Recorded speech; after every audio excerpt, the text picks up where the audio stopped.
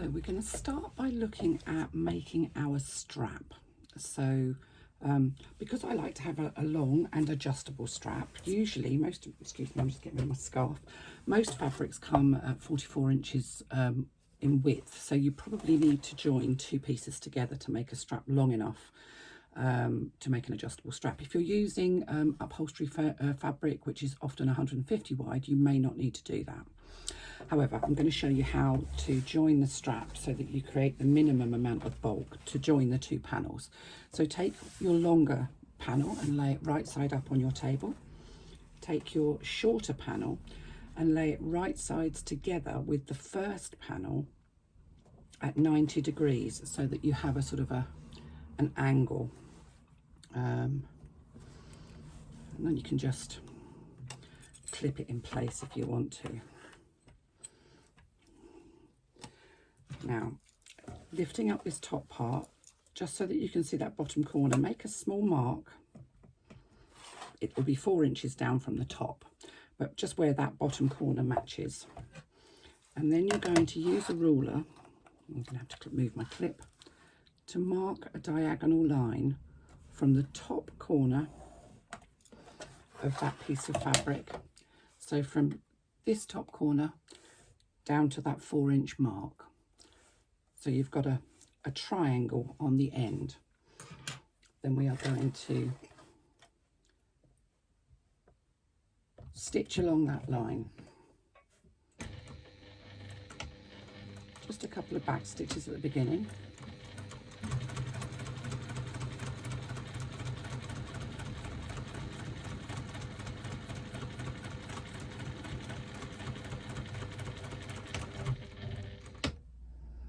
And at the end, you can now remove your clips.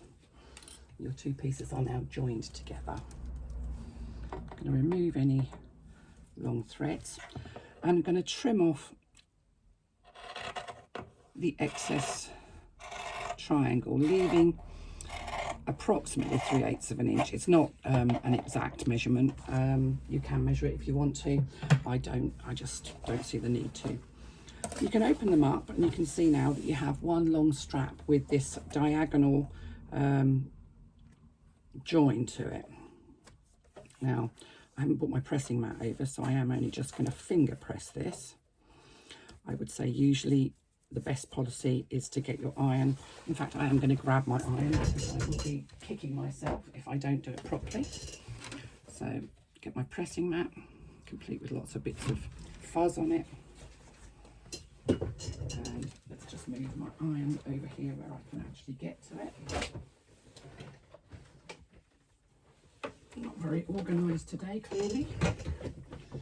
And I'm just going to press that seam open.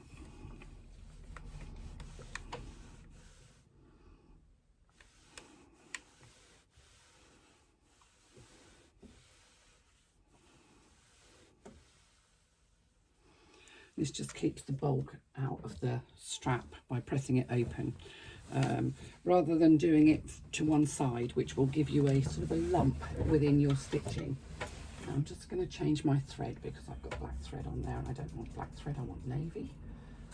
Except for I haven't got navy, so I'm going to have to go with royal blue. If I can find the beginning of it.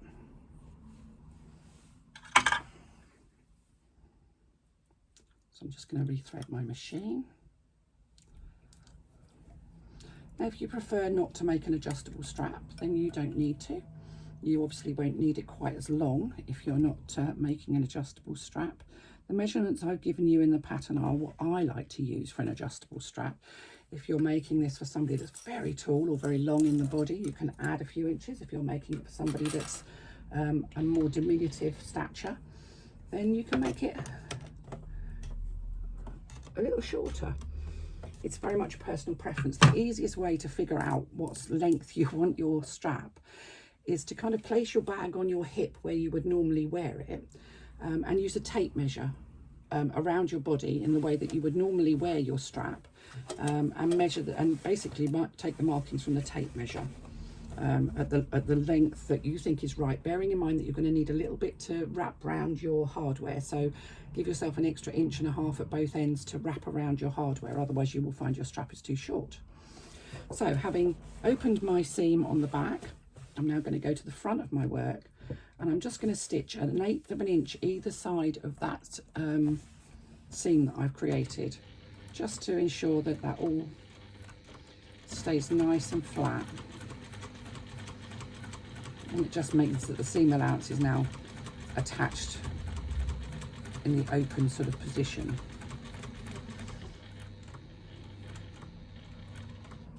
I don't back stitch at either end because I don't really need to, because the sides will be caught within my strap. And I do that both sides.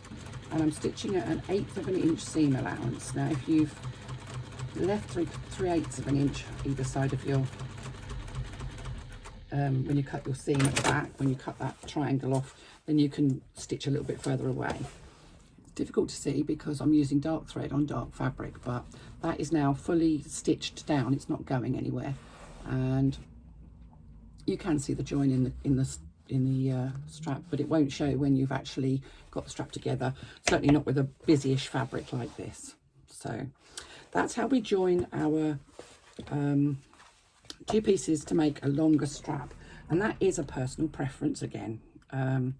Take away all of your thread ends, and I will come back and show you how to construct your strap. So I have my long strap piece that I've joined together. Obviously both of those pieces were interfaced before I joined them together. Now what I'm going to do, and I've got them right sides down, so now I'm going to fold my strap in half, wrong sides together, and I'm going to press to get a nice sharp crease along the middle. It's worth taking your time to do this properly and not kind of mishmash it. Get those edges properly together and make a nice sharp crease in the middle.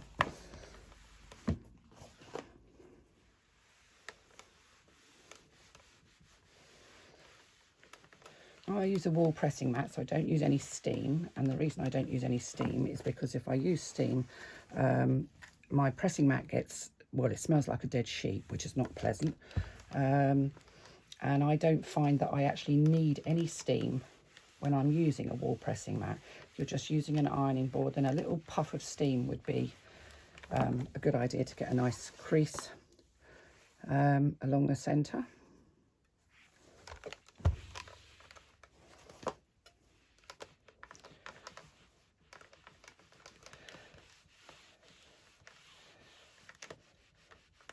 And just go all the way from one end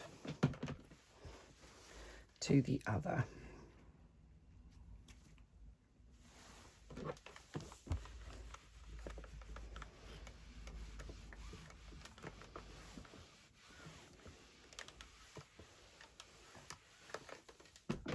So now we have a very long strap that's just folded in half. And you can see we've got a nice crease in the middle.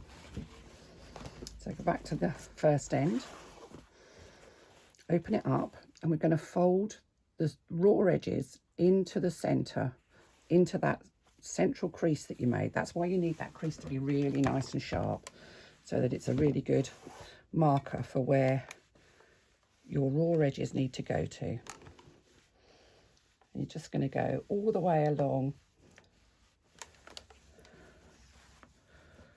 folding those raw edges into your center crease. You want that raw edge to touch that center crease.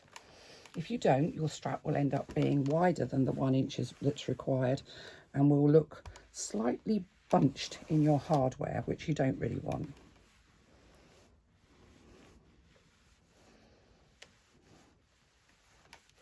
Now, if you by any chance don't have 1 inch hardware, you could do this as a 3/4 inch wide strap. The pattern tells you to cut your strap pieces 4 inches wide to give you a 1 inch strap. If you've only got 3/4 inch hardware, then you could cut these panels 3 inches wide, which will give you a 3/4 inch strap.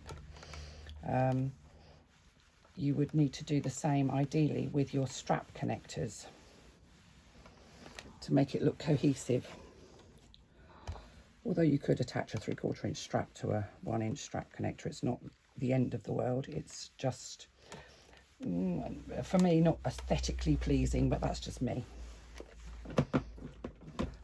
So now I've pressed one side into the centre, and now I'm going to take the other side and press it into the centre. Now, I have tried doing both sides at the same time.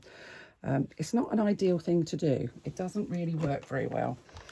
And you should have your two pieces of fabric kind of butting up together in the middle.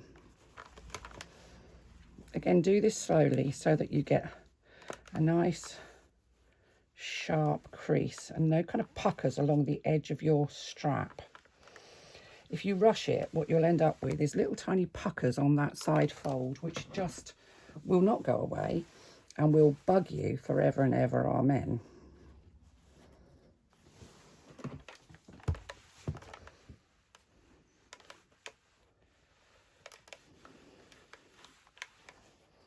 Now, if you're doing this in faux leather, if you decided you wanted to do a faux leather strap, obviously you can't press it in place.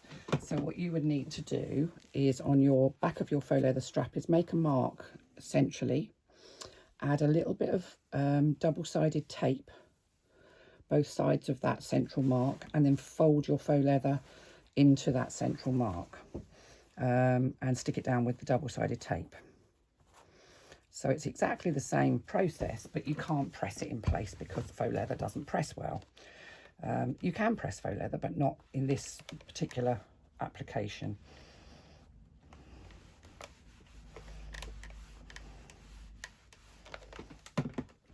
So we're going to go all the way. I will go all the way to the other end, but I'm going to show you now because it's a bit boring watching me doing this.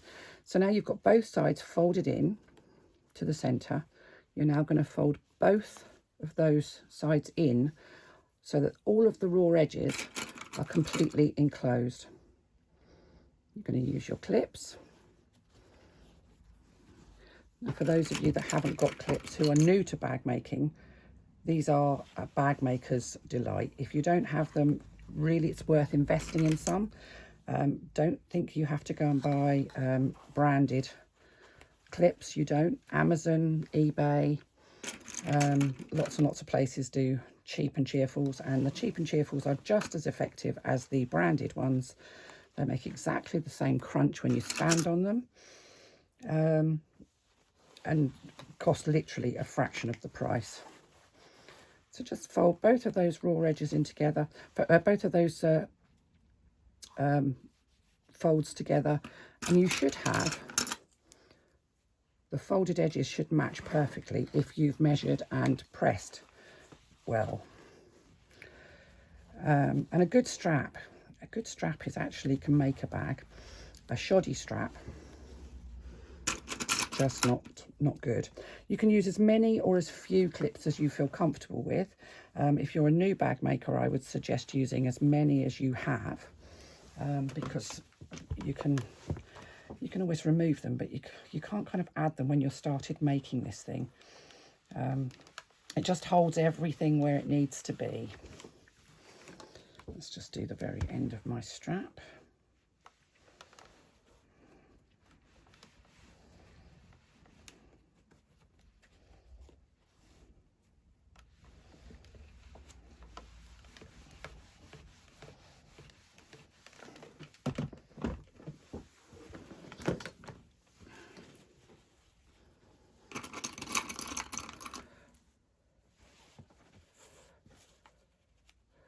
And you'll see that point where you had that join, you can see that in there, the bulk of that join is now spread along your strap, so you don't have one particular point where you've got a really bulky join.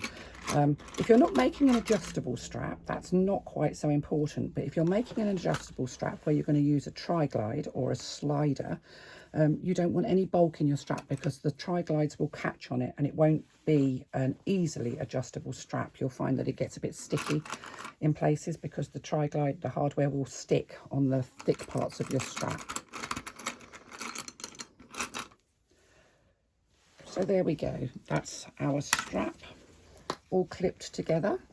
And I'm going to take it over to the machine and show you how we top stitch.